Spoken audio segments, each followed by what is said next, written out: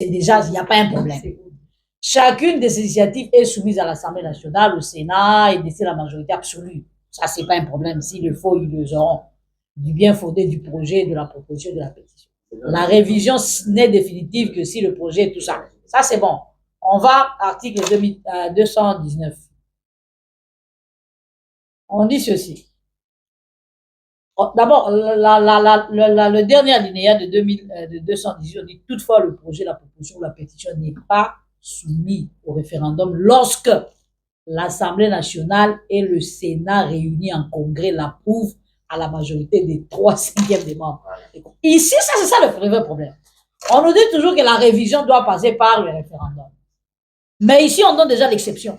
On peut bien se passer du référendum. Si les deux chambres en congrès l'approuvent, ils peuvent bien se réunir et l'approuver sans consulter le référendum. Donc, ils ont toutes les cartes en main. En tout cas, s'ils veulent aller dans le sens de la révision. Article 219. Aucune révision, c'est ce que le collègue venait de dire tout à l'heure, ne peut intervenir pendant l'état de guerre. Est-ce que nous sommes dans un état de guerre? Non. Ah, quelqu'un dit oui, d'autres disent non. Non, on va y aller comme ça. Est-ce que nous sommes dans un état? Le débat aussi se pose à ce niveau-là. Les uns disent qu'on n'est pas dans un état de guerre, les autres disent qu'on n'est pas. Les uns disent que la guerre, c'est entre deux pays. En fait, c'est que j'étais en train de dire que si on ne respecte pas la Constitution, et normalement, on aurait dû avoir une loi qui est relative à cette guerre. Au moment où nous parlons, cette loi n'existe pas. Ce qui amène certains juristes à dire que nous ne sommes pas encore en état de... On peut interpréter, voilà. État de guerre, matière à discussion. L'état d'urgence ou l'état de siège, là, il n'y a pas de problème. Nous sommes dans un état de siège. Bon, c'est encore une partie du territoire. Ni pendant l'intérim à la présidence, ni lorsque l'Assemblée nationale et le Sénat se trouvent empêchés et se réunir librement.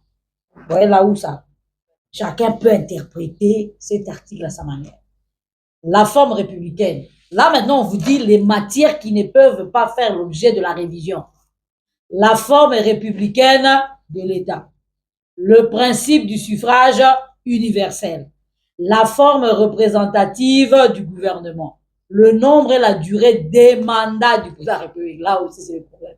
L'indépendance du pouvoir judiciaire, le pluralisme politique et syndical ne peuvent faire l'objet d'aucune révision constitutionnelle.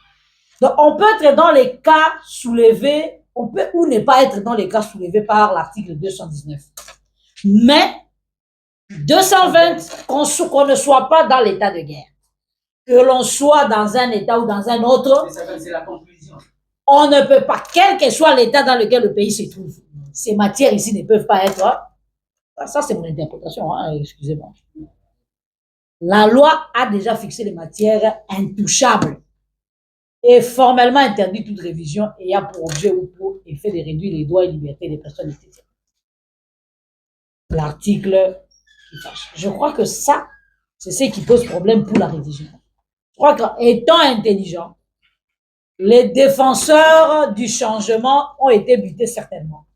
Je ne parle pas leur nom à cet article. Ils disent que s'il faut réviser la Constitution, si les intentions sont pour favoriser une frange du pouvoir, avec cet article, c'est difficile de faire une révision. C'est difficile de changer le nombre de mandats du chef de l'État. C'est difficile de changer la forme républicaine. C'est difficile de changer le principe du suffrage universel. Alors, directement, on est obligé de se verser dans quoi? Dans les changements de la Constitution. Là, c'est mon point de vue, hein, je ne dis pas que c'est ça. On passe à disposition transitoire. Oui, monsieur Jean-Baptiste. Attirer l'attention sur un élément quand on regarde l'article 220, on regarde la dernière partie, il dit que la révision ne peut pas avoir pour effet ou objet de réduire les prérogatives des provinces et des entités territoriales décentralisées. Il semble que la révision constitutionnelle de 2011 a touché les prérogatives des provinces et aussi les prérogatives du système judiciaire, pouvoir judiciaire. Et on n'a pas vu la Cour constitutionnelle réagir par rapport à cette réalité. Il se pose donc plusieurs questions. Je voudrais insister. Si nous ne sommes pas sérieux, si nous ne sommes pas respectueux de notre constitution, personne ne nous prendra au sérieux. Et ça c'est un gros problème. Cet article, la révision constitutionnelle de 2011, j'allais dire, est un fâcheux précédent. Et nous devons tirer les leçons de cette réalité si nous voulons effectivement améliorer notre gouvernance de manière globale. Merci beaucoup. Avant de passer sur les articles des pro-changements, je ne sais pas s'il y a un autre commentaire par rapport à ça. Oui, maître, oui. Et même dans les discours politiques, on dit la guerre nous a pris tout l'argent. Tous les budgets concentrés sur la guerre. C'est-à-dire nous sommes en guerre. Il y a des déplacements massifs. Il y a des tueries. Il y a tous les effets de la guerre, bien que politiquement on n'a pas encore déclaré. Mais nous vivons dans la guerre. Le territoire est occupé par l'armée étrangère, la rébellion. On est également sous état de siège. Et voilà les conditions qui poussent à ne pas effectivement réviser la Constitution, ce qui est constitutionnel. On ne peut même pas engager ces débats. Et moi, je me disais, si on était dans un état de droit, ceux qui ont engagé ces débats devraient être interpellés parce que c'est des troubles à l'ordre public.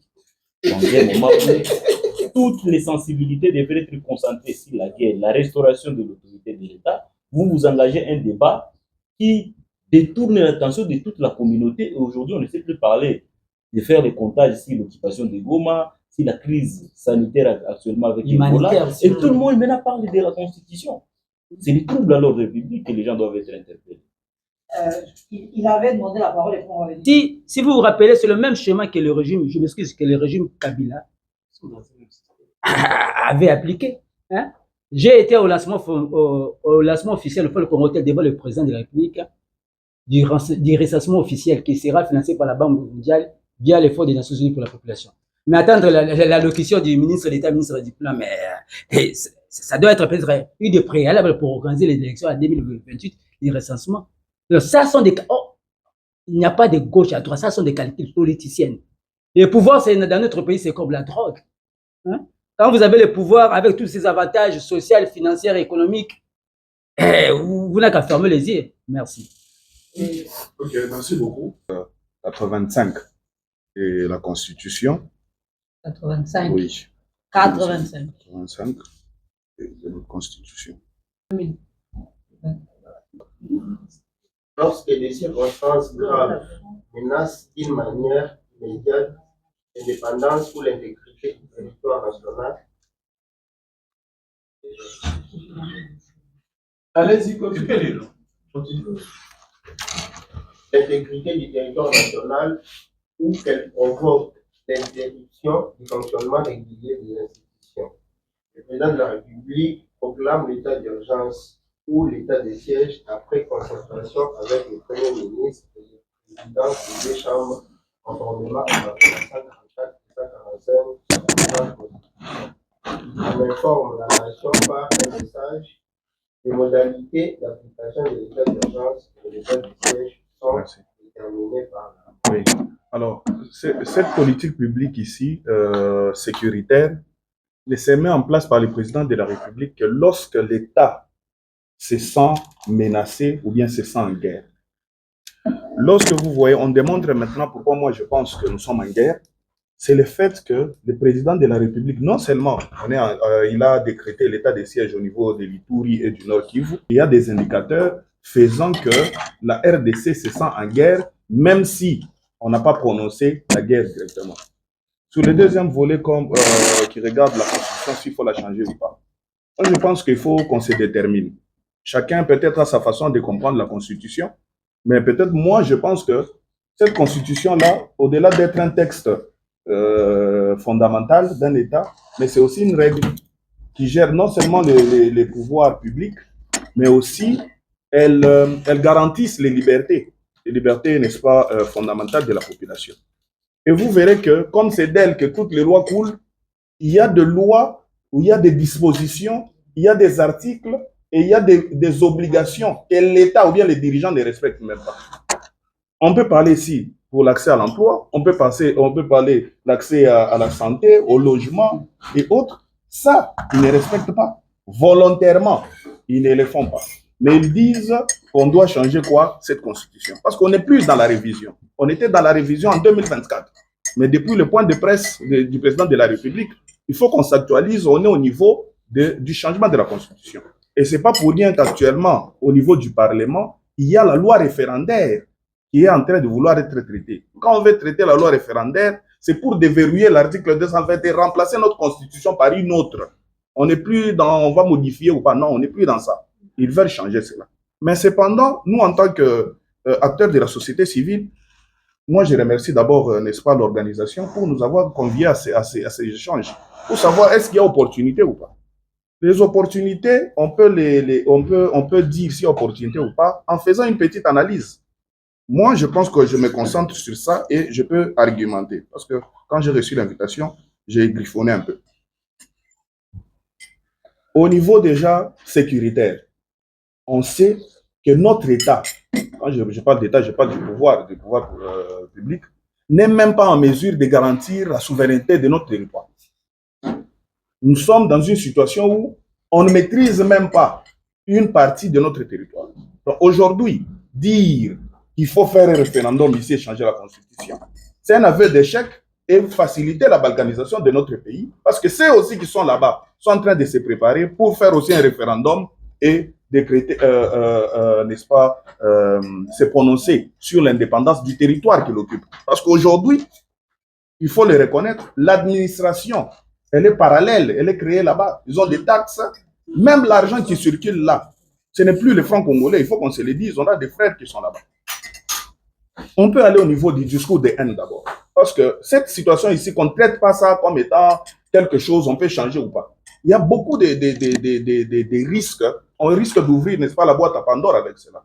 Regardez aujourd'hui, depuis que la RDC, moi je pense qu'il n'y a pas un moment où il y a eu un discours de haine comme maintenant, parmi les communautés. On risque, on le voit même avec des provocations entre communautés, comment les gens meurent. À Lubumbashi, avant-hier, il y a eu des morts, vous le savez. Et on sait, ces morts-là appartiennent à quelle communauté, bien à quelle ethnie ou bien à quelle tribu. On sait aujourd'hui. Donc, si on s'hasarde à aller comme ça, c'est très compliqué.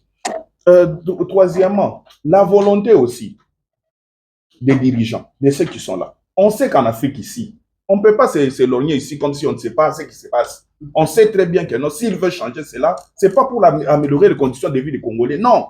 Parce qu'ils ont tout pour faire quoi? Pour améliorer les conditions de vie. Ils ne le font pas. Vous trouvez que c'est normal quand la population a besoin d'avoir accès facile à la santé, mais ils vous font des kinarena? C'est impossible. Quand vous voyez la population a besoin de la sécurité, ils ne se sécurisent pas, mais ils sont en train de dilapider 2 millions à chaque déplacement. Ils ont l'argent. Mais quand ils ne le font pas, ils le font sciemment. Donc, ce sont des gens qui ne veulent pas modifier ou bien changer la constitution pour le bien-être de la population. Non. Cette constitution ici, nous l'avons eue dans des situations très compliquées. On se rappelle de Sun City. Ça a créé l'équilibre pendant plus de 20 ans. Aujourd'hui, dire que non, voilà, parce que nous sommes une machine politique, on peut changer, vouloir ou pas, sans argumenter, ça risque de nous plonger dans un chaos. Et nous pensons qu'il n'est pas opportun de changer la Constitution. Mais si, comme on est à la table, on peut glisser sur les révisions de la Constitution, je pense que c'est légal. Les lois changent en termes de réalité. Moi, je parle par exemple du droit du travail. Vous savez qu'avec l'intelligence artificielle ici, il faut qu'on s'adapte. Ça n'a jamais été prévu dans notre Constitution. Les gens sont en train de perdre de travail aujourd'hui. Regardez les graphistes et autres. Ils n'ont plus de travail parce que moi-même, je peux tout faire.